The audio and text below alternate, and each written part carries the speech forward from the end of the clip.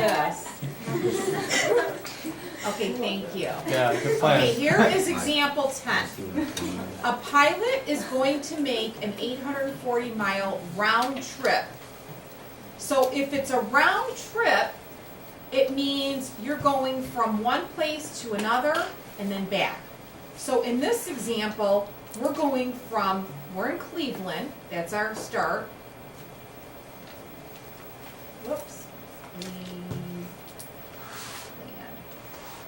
From Cleveland, we're going to Peoria. Where's that? I think it's in Ohio, I don't know. Where? Is this somewhere?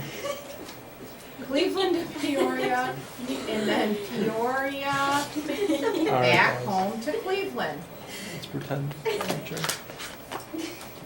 I'll figure it out and tell you how. But you guys know we're talking about distance. Distance is equal to rate times time, right? If the entire trip, distance is equal to rate times time. If the entire trip is 840 miles, what's one way? From Cleveland to Peoria, what would it be? 420. 420. So you take half of that, that's your distance. So the distance is not going to change. It's like me saying from here to your house and then your Back. house back here, it's the same distance, right? So we're taking that round trip and we're cutting it in half, and that's our distance. Now, they tell you, and you'll know this, whenever you take a trip somewhere on an airplane, sometimes there's headwind and sometimes there's tailwind. If there's headwind is there's wind that's going to slow you down. That's headwind. You know, like, do you ever ride a bike and you're going against the wind and you're just like pedaling and you're not going as fast? That's headwind. And then do you ever ride a bike and you're going faster? The wind, that's called tailwind. The wind is pushing you. So we have R. R is going to be the wind, the speed of the plane. And we have headwind and we have tailwind. Headwind slows you down. So this is the wind speed. When there's headwind, it's R minus that's the wind speed. We usually say W for wind speed. So the rate going from Cleveland to Peoria, there's headwind. So it's going to be R minus 30. That's the rate. R minus 30. But when we go back, there's tailwind. And that's going to be R plus W. So R plus 40. So does everybody understand? When there's headwind, you subtract the speed of the wind. When there's tailwind, you add the speed of the wind. Now the time. The entire trip took 5 hours. So we don't know how long going from Cleveland to Peoria took, and we don't know how long it took from Peoria to Cleveland. So we're going to call these times T1 and T2. But I know that the entire trip, T1, the time it took to go from Cleveland to Peoria, plus the time it took to go from Peoria to Cleveland, it took 5 hours. So if we solve this equation for T1, how would we solve this for T1? How do you get T1 by itself? T1 is equal to 420 divided by R minus 30. So if we plug this in right here for T1, so 420 divided by R minus 30, plus what's time 2? You're going to do 420 divided by R plus 40, that's time 2. That goes in here. So plus 420 over R plus 40. I know that this entire trip took 5 hours. So it's a lot of substitution. Now I'm going to show you how to do this on your calculator. Now think, common sense. I want to talk about a reasonable answer. what does R represent in this problem? Planes. The what? The rate, The rate of what? The rate of what? speed, The speed of the Plane. Plane. plane. Okay, now airplanes, do they go 5 miles an hour? do not, No. 10 miles an hour? probably No. not. 50 miles, if they go fast, right? So what kind of number, when we type this in our calculator, think about it. What kind of numbers are we looking for? In Like hundreds. 150 miles an hour? Planes go fast. So, are we going 1,000 miles an hour? No. So we want to look for numbers like 150 to 200. So this is where the common sense and the reasonableness of your answers are going to play. So I want you to type this in your calculator. You're going to go y1 equals, I want to show you how to do this on your calculator. So go to y1, hopefully you have your calculator. Now, how will we type this in? You're going to do parenthesis 420 divided by parenthesis r minus 30. You're going to use x, obviously. Parenthesis, parenthesis. Plus, parenthesis, 420 divided by parenthesis r plus 40, or x plus 40. Parenthesis, parenthesis. And some people last hour forgot the minus 5. Now, when you hit graph, you're probably not going to see your answer. If you see something like this, this answer is this answer will be negative 12. Can the plane have a negative speed? So we won't even look or consider any negative answers, because obviously, common sense, a plane does not go a negative. And you're gonna get, yeah, now change your window. Now watch this. A lot of people were asking, well, how do you change your window? Again, you want numbers like bigger than 0, actually bigger than 50, but some of you guys like to see the y-axis. So if you want to put the y-axis in, you can leave, but the x-axis, you want this to be about 200. Whoops, sorry, changed the wrong one. Negative 25, I would go to 200. Now, you want your scale factor for your x, you don't want it to go by ones because it's going to be a big blob. So maybe go by 10, maybe go by 20. It's up to you. Now hit graph and see what you see. Now, believe it or not, technology has its faults. It is crossing right there. Okay, so depending on how, do we need to actually see it? No. We're going to use our calculator now to help us find the actual answer. So you're going to hit second, calc, go to 0, and now we know it's crossing somewhere around here. I don't know exactly, but I know it's bigger than 150 because I went by 20s.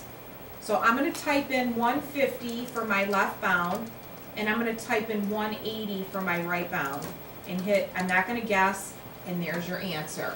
So I didn't have to know exactly what it was or see it, but I knew exactly it was around 160, 170, 180, something like that.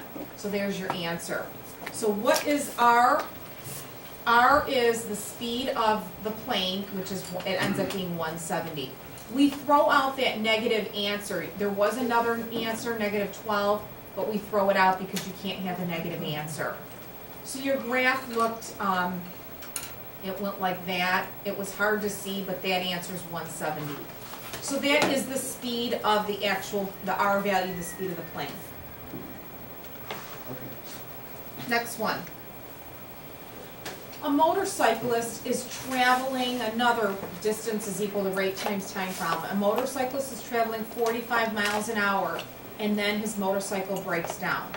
And then he walks the rest of the way, and he walks at 6 miles an hour. So we're talking about walking the motorcycle. So motorcycle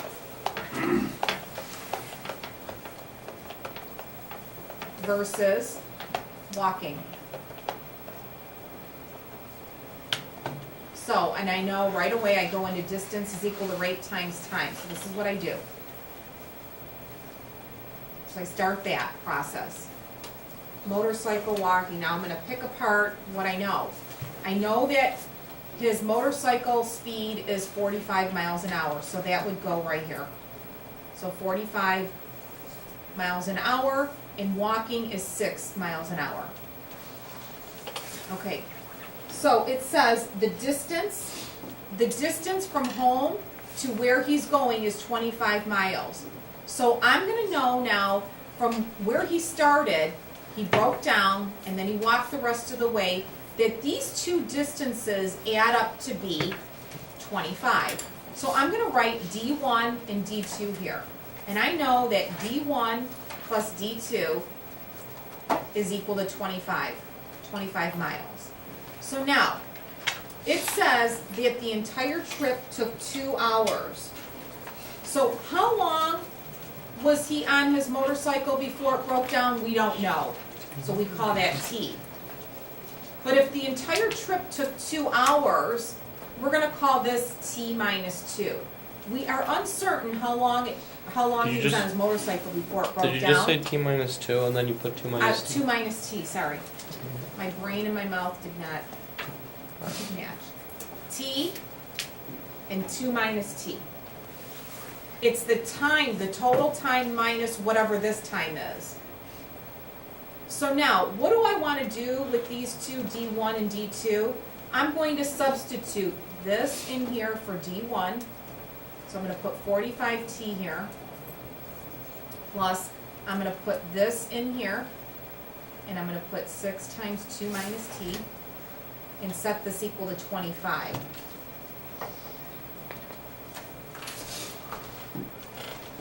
So let's solve. What does T represent? It's the time. The time that he was on his motorcycle versus the time that he was walking, if you do 2 minus T. So when we solve this, we're going to get T, but that's not our answer. The question is asking, you got to go back and read the question. How far did the motorcycle go before it broke down? They weren't asking you, you got to read these questions. It didn't say how long was he on his motorcycle. If he did, let's solve for T. Let's see. 45T, we can do this without a calculator. And if you want, you could type it in. 12 minus 6T equals 25. Add these two up, you get 39T. Subtract 12, you get 13. Divide by 39. T is 13/39, and we can reduce that to 1/3. So that's the time. And remember, this is miles per hour. So 1/3 of an hour is how long he was on his motorcycle. So 1/3 of an hour, if you wanted to convert that to minutes, you would do 1/3 times 60. That's not the question. The question is how far did the motorcycle go before it broke down? So you want to plug 1/3 right here to figure out the distance that he was on his motorcycle before it broke down. So what is the D1 is going to be 45 times 1/3, and that would be what? 15. So he went 15 miles on his motorcycle and it broke down. So if I asked you how many miles did he walk, what would you say? 10. 10. So all these kinds of things you can find out, right? Okay, and then example 6. This formula will be on your test. This velocity problem. This is a physics problem. And I know you guys have worked with this before if you've had physics. It's h equals negatives. You will be given this formula.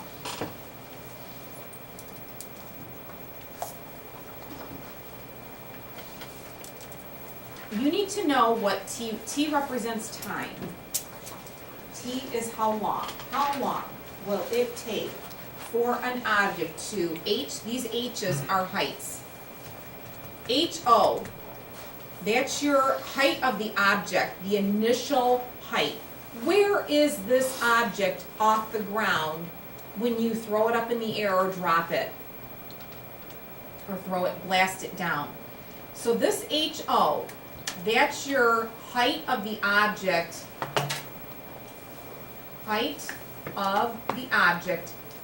when you throw it or blast it. Where is it? So think of O, object's height. Okay? And this H represents the height of the time you're finding out when it reaches what height. You want to know when does it maybe hit the ground. That's normally what we find. So this is the height that you're trying to find out after you do your blasting or throwing or dropping. When will, so in other words, T is when will it reach the ground? And that's where the object is, the height of where it's at. Okay? So, now you got to read the problem, and it says the velocity, when you throw something up, it's going to be positive. That's your initial velocity, and they tell you what it is right here. It's 160 feet per second. So when you, and it tells you in this problem, this is not only it gives you information, it's going to have a negative sign. The velocity, you're going to put a negative if you're throwing it downward, okay? If you're blasting it upward, it's positive. So we're going to put 160 right in here, a positive. So we want to know when will it hit the ground. This is your, when will it hit the ground? That's your 0. 0 is the ground's height. So that's this height right here. They may ask you, when will it reach a foot off the ground? You would put a 1 here. So if they ask you the height not being on the ground, when will it reach a certain height? That's what that height is. But where is the object right now before you blast it? It's on the ground. So that is going to be also 0. So if you're on the ground, that's your initial height. So right now what we have here, we have 160 T. That's how you plug those in. Now how will you solve for T? This one, Quadratic. you could plug this in your calculator. So if you plug this in your calculator, this is a picture you're going to see. I'm going to show you 2 ways how to do this one. And instead of T, use X, obviously. You're going to see a picture that looks like this. Okay, so you're looking for these 2 answers right here. Well, obviously, when will the rocket be on the ground? This is T0, time 0. And this is going to be 10. So at 0 and at 10 seconds, the rocket will hit the ground. Now, how do you do this without a calculator? Well, you learned back in 9th grade how to factor this one. So if you put a 0 right here,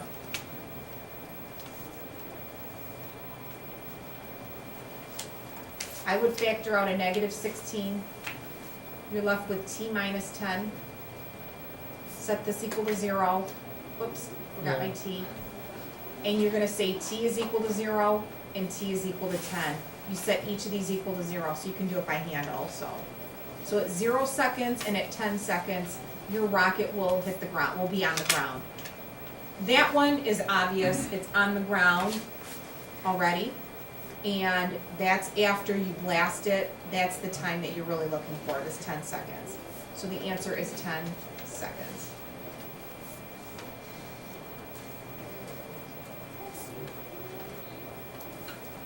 So, what I will do now, I will give you the remaining time.